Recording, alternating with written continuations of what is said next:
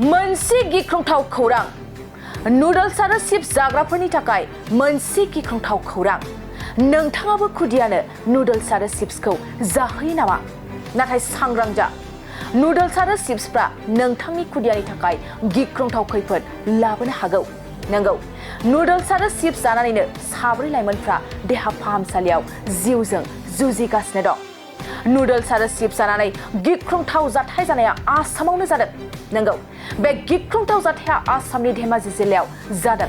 थांनाय शुक्रबाराव धेमाजियाव 4 फरायसाया noodles chips जानायनि उनावनो देहाया सुब्रै जादोंमोन 4 फरायसाया धेमाजिनि पनसलियाव गंसे गलानिफ्राय नुडल्स चिप्सखौ बायना जानायनि उनावनो बे जाथाया जायो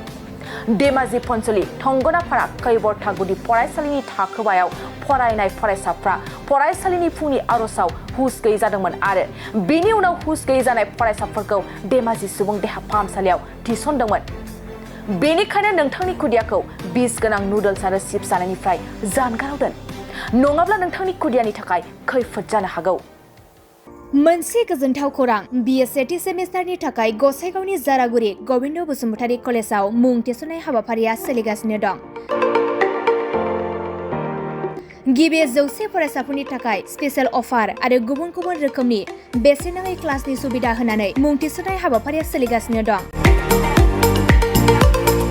बे फरायसालियाव फरायसाफोरा गावनि गोसोबादि आयदाखौ सायख'नानै लानो हागोन लोगोसे basic computer class self defence आरो स्पोकेन इंलिश क्लास बायदि सुबिदाफोरखौ बेसेन होआलासे फरायसाफोरा सोलोंथायखौ लानो हागोन लोगोसे बे फरायसालिमायाव गासैबो फरायसाफोरनि थाखाय फ्रि बास सार्भिसबो होनाय जादों लोगोसे गासैबो थाखोनि बिजाबजों बुंफबनाय बिजाब बाख्रिनिबो सुबिदा दं